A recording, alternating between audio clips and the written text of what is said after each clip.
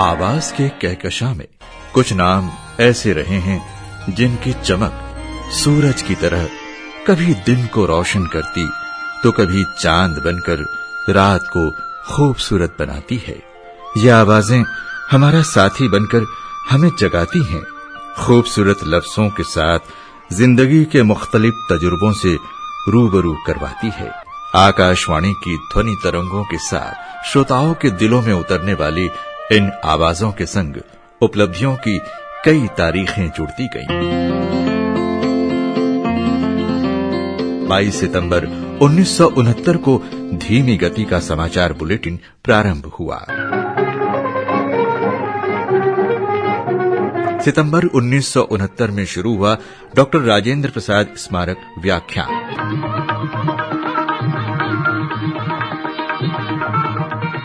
विदेश प्रसारण सेवा से सिंधी भाषा में कार्यक्रम शुरू हुआ 8 नवंबर 1971 को।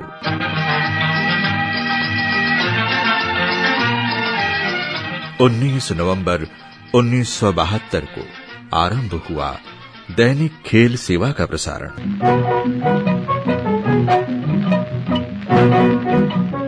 30 जून 1974 को संस्कृत भाषा में समाचार बुलेटिन शुरू हुआ।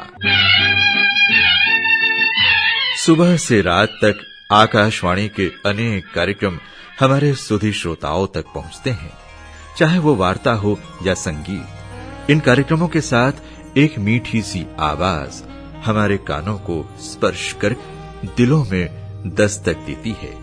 वो आवाज है उद्घोषक की। उद्घोषक यानी आकाशवाणी की पहचान, जिनकी आवाज और प्रस्तुति लाखों श्रोताओं को रेडियो से जोड़ती है।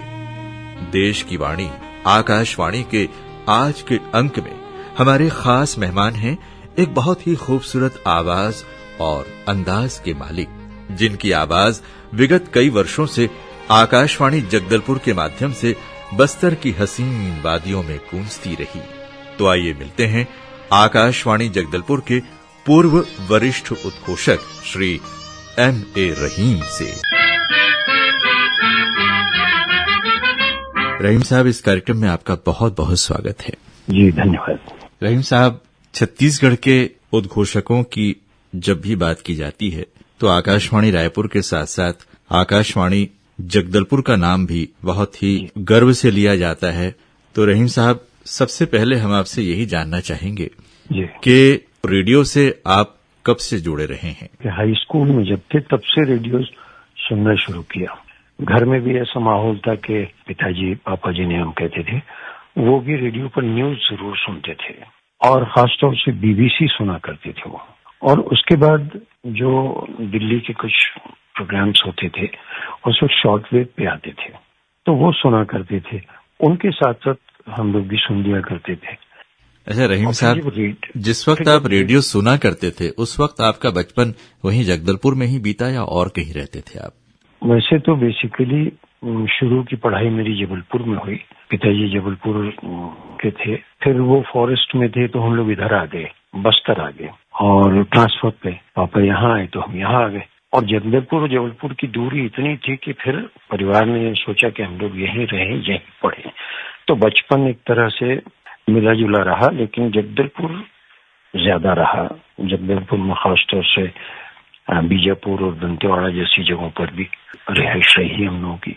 एक श्रोता आकाशवाणी का अनाउंसर बन जाए, ये उसके लिए उसके जीवन का एक बहुत बड़ा मोड़ हम कह सकते हैं।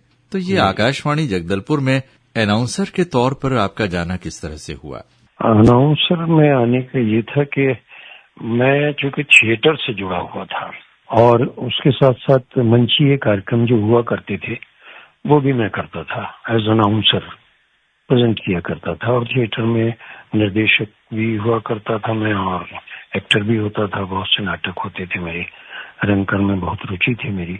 तो यहाँ एक नेशनल लेवल का एक फुटबॉल टूर्नामेंट होता था, तो उस बीच में हम अनाउंसमेंट भी कर रहे थे और ऐसे ही यूं ही बैठ के माइक से कमेंट्री किया करते थे।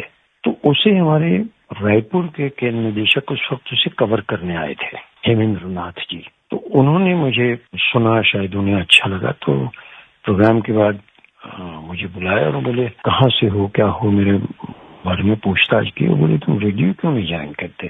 तो मुझे लगा रेडियो तो बहुत बड़ी चीज है हमारे लिए, सपने जैसे। ये 75-76 की बात है। तो उनका भी वैकेंसीज हैं और उसमें फॉर्म भर दो। तो गंगेली जी हुआ करते थे उस वक्त अनाउंसर के रायपुर में, किशन गंगेली साहब जी जी। तो उन्होंने इनकरेज किया, उन्होंने फॉर्म भिजवाया, हमने भर दिया, भोपाल में इंटरव्यू हुआ और सेलेक्ट हो गए। तो एक तरह से भाग्य खुल गया समझिए।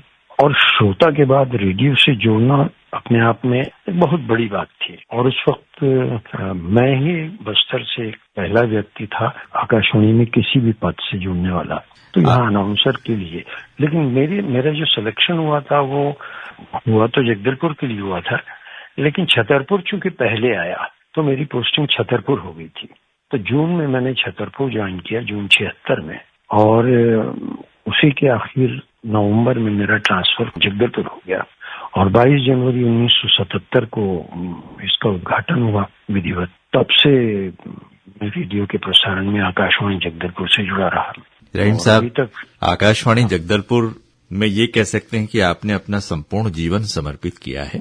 जी जी। एक उद्घोषक के रूप में अगर हम बस्तर की कला संस्कृति की बात करें तो आप केवल एक प्रसारक के रूप में ही नहीं बल्कि दिल से भी बस्तर से जुड़े रहे हैं।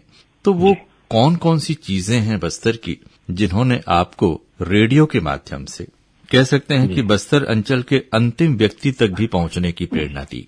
देखिए, ऐसा है कि जब यहाँ आकाशवाणी की स्थापना हुई तो एक श्रोता होने के नाते और फिर रेडियो में आने के बाद मुझे लगा कि मेरी दोहरी जिम्मेदारी है। वो यूं कि मैं जो ब्रॉडकास्ट करूं वो एज श्रोता, मेरा श्रोता जब सुन रहा है तो वो किस तरह लेगा। तो ये दोनों का समन्वय जरूरी हो गया था। और फिर बस्तर में यहाँ के आदिवासियों की, यहाँ का भूगोल, यहाँ का इतिहास बस्तर का, और विभिन्न जनजातियां हैं, जातियां हैं, उनकी अपनी जीवन शैली है, उनके अपना संगीत है। उसको आकाशवाणी आने से उसको एक मंच मिल गया और एक तरह से उनको यहाँ जोड़ने का काम जो आकाशवाणी ने किया उसमें मेरे लोकल होने की वजह से, स्थानीय होने की वजह से और यहाँ के लोगों से पहले से परिचित होने की वजह से, यहाँ की कला, यहाँ की संस्कृति, उसकी जानकारी होने की वजह से मुझे जिम्मेदारियां दे दी गई अफसरों ने कि भाई तुम इनसे जुड़ते जाओ। तो संगीत बहुत रिच है यहाँ पे, इतनी जातियां, दुर्वा है, माड़िया है, गोंड माड़ियाज है, मुरिया है, हलबा, भतरा, पनका, बहुत सी जातियां हैं। सबके अपने अपने गीत है, सबके अपने अपने संगीत है। तो मेरे नाटक से जुड़े होने की वजह से मुझे संगीत में भी रुचि थी, तो मुझे संगीत में सबसे पहले अट्रैक्ट किया। और जब हम संगीत रिकॉर्ड करने गाँव-गाँव जाने लगे तो हमने देखा कि पहले भी जाते थे गाँव, देखा कि की संस्कृति भी हमको अट्रैक्ट करती है। उनकी जो जीवन शैली है, उनके जो गांव है, उनकी जो झोपड़ियां हैं, उनके जो जंगलों का इलाका है, और वो जिस तरह के से पहनते ओढ़ते हैं, जिस तरह से गाते हैं, उनके तीज त्योहार सब अलग अलग होने के बावजूद एक सा में बहुत बहुत आकर्षण लगता था मुझे।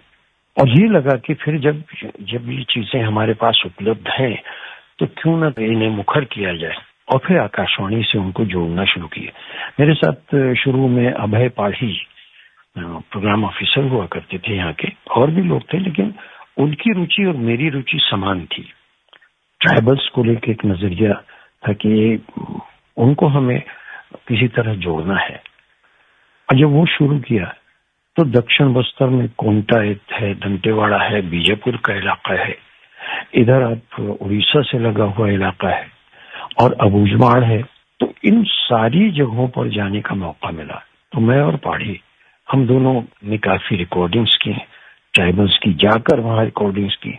उन्हें फिर अपने आकाशवाणी में, आपको तो मालूम है कि उनको हम बुलाकर अपने यहाँ रिकॉर्ड कर सकते थे। तो उनकी टीम्स को एनकरेज करके आकाशवाणी से जोड़ा उनके गीत। और जब उनके गीत हमने रिकॉर्ड किए और जब हम दोबारा गांव जाते थे तो उनको सुनाते थे तो वो बड़े खुश होते थे। उन्होंने भी ये कल्पना नहीं की थी कि उनके गीत कहीं दूर दूर सुनाई जाएंगे।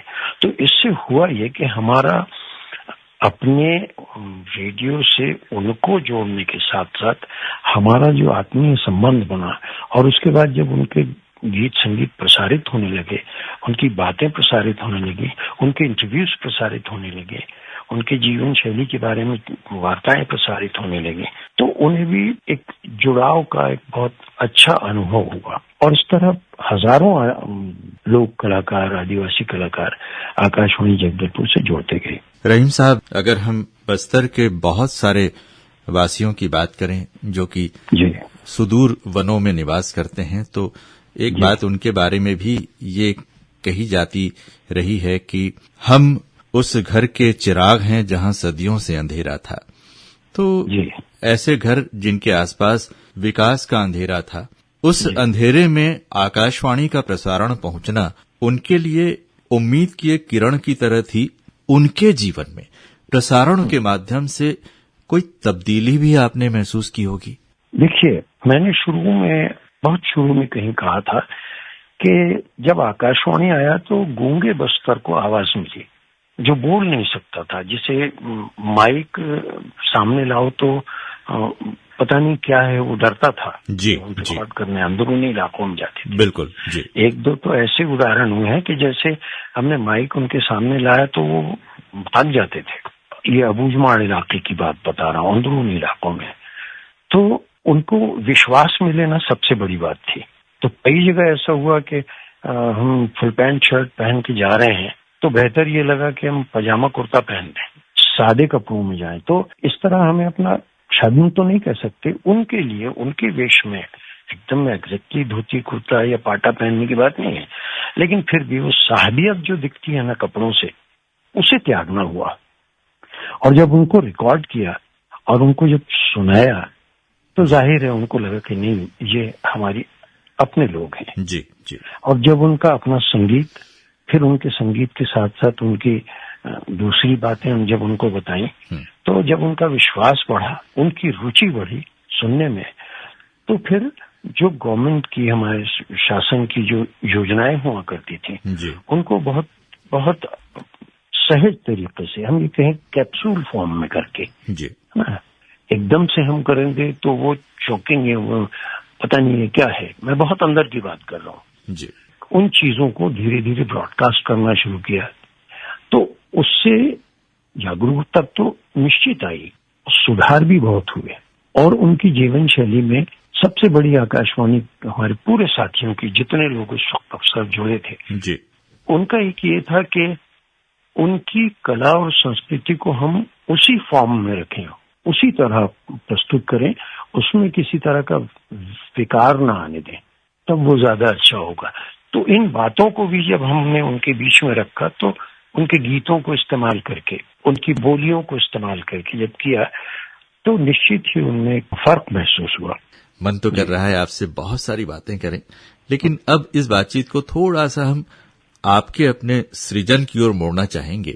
आकाशवाणी जगदलपुर को आपने अपना संपूर्ण जीवन समर्पित किया है और कार्यक्रम लेखन, प्रस्तुति, निर्माण के साथ साथ विभिन्न माध्यमों से आप श्रोताओं से जुड़े रहे हैं। अगर आपकी अपनी कृतियों की बात करें तो आपकी अपनी कौन कौन सी कृतियां हैं आकाशवाणी जगदलपुर में जिन्हें आप कभी भूल नहीं सकते, कार्यक्रम प्रस्तुति या निर्माण के तौर पर? जहाँ तक विधाओं की बात करें तो मैंने रूपक भी बनाए, बहुत सारे रूपक किए, बहुत सारे नाटक लिए जो लोक कथाओं या लोकोक्तियों पर, या उनकी जीवन शैली में कौन सी चीजें हैं मुझे जो भाती थी, मुझे जो कचोटती थी, मुझे जो तकलीफ देती थी, उन चीजों को मैंने अपने नाटकों में उकेरने की कोशिश की, अपने रूपकों में लाया, भेंट वार्ताओं में लाया। मैंने डगर डगर गांव-गांव एक प्रोग्राम किया, जो मैं गांव-गांव जाके उनसे उनकी परेशानियों की बात करता था। तो ऐसे बहुत से अवसर आए हैं। चूंकि लोक शैली और थिएटर, इसमें मेरी ज्यादा रुचि थी,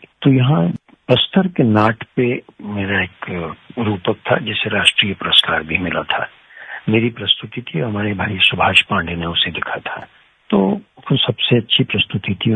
उसके अलावा हमारे स्टेशन ने यहाँ पर कोटमसर की गुफाओं के अंदर एक रिकॉर्डिंग की थी, जहाँ पे पत्थरों में विभिन्न स्वर निकलते हैं, तो पाषाण संगीत के नाम से किया। उस वक्त हमारे हेम नारायण पात्रो जी स्टेशन डायरेक्टर थे जी। उनसे बात हुई और शंकर तिवारी जी ने उसका की खोज की थी उन गुफाओं की, तो उस पर एक बहुत अच्छा रूपक तैयार किया गया था, जिसे अभिनव रूपक की शैली में स्टेशन को दूसरा पुरस्कार मिला था।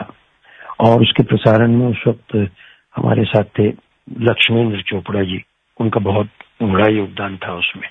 और नाट पे इसलिए नहीं भूल सकता मैं कि नाट के करने के माध्यम से मैं 2 महीने तक गांव-गांव जाके नाट रिकॉर्ड करता रहा, तो इतना सारा ज्ञान मिला नाट के बारे में, तो ये सब भूला नहीं जा सकता। इसके अलावा जो हमने परसाई जी के कहानियां, प्रेमचंद जी की कहानियां, शानी साहब की, अमरकांत जी की, भीष्म साहनी जी की, ये सब इनकी जो कहानियां थी उसके नाट्य रूपांतर किए। नाटक बूढ़ी का की अच्छी प्रस्तुति रही है मेरी। और एक एटम बम विष्णु नागर का नाटक था। और फिर बाद में हमने लोक कथाओं पे जो नाटक किए, तो अभी मुझे जो बहुत याद आता है वो झिटकू मिटकू की कथा है, शायद आपने सुना हो। जी जी जी, जी। वो नाटक मुझे अंतर तक आज भी सिखा देता है, क्योंकि कहानी ऐसी है। आकाशवाणी में आपकी सक्रियता के साथ साथ हमने सुना है कि आकाशवाणी के बाहर भी आप लगातार सक्रिय रहे हैं, तो बाहर आपकी किस किस तरह की सक्रियता रही है? बाहर मूलतः संगीत में मेरी रुचि रही, तो हम लोगों का एक ग्रुप था। वो उसके बाद जब नाटकों का जुनून सवार हुआ, तो नाटक में मुख्य रूप से मैं जुड़ गया और बहुत से नाटक किए। मैं साल में 2-3 नाटक हमारे होते ही थे। और अच्छी बड़ी टीम थी हमारी, 10, 15, 20, 25 लोगों की ऐसी टीम थी कलाकारों की। रहीम साहब, एक उद्घोषक के जीवन में भी एक समय ऐसा आता है जब उसे अपनी संस्था को अलविदा कहना होता है, जब सेवानिवृत्ति का समय आता है। तो आपके भी जीवन में समय आया होगा, उस वक्त आपको कैसा लगा? कौन सा सन था वो?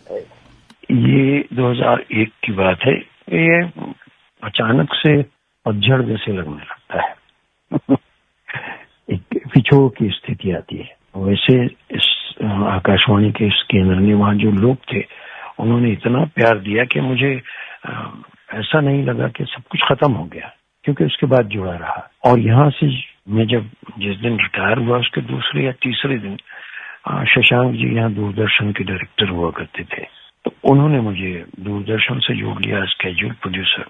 फिर मेरी अपनी पारिवारिक दुश्वारियां हुई, तो मैं 2010 में मैंने छोड़ दिया।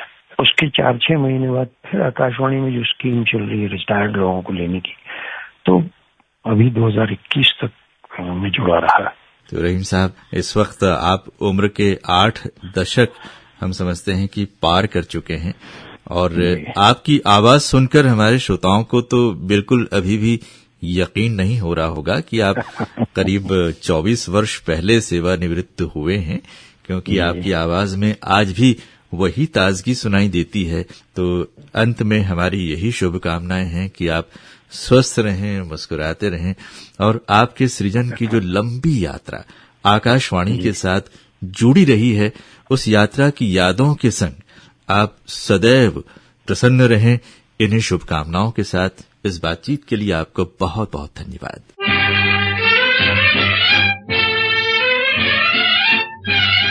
देश की वाणी आकाशवाणी के इस अंक में आज हमारे खास मेहमान थे आकाशवाणी जगदलपुर के पूर्व वरिष्ठ उद्घोषक श्री M.A. रहीम। कार्यक्रम के अगले अंक में हमारे साथ होंगे आकाशवाणी को समर्पित ऐसे ही एक व्यक्तित्व। तो अब आज के इस कार्यक्रम से दीपक हटवार को अनुमति दीजिए। नमस्कार।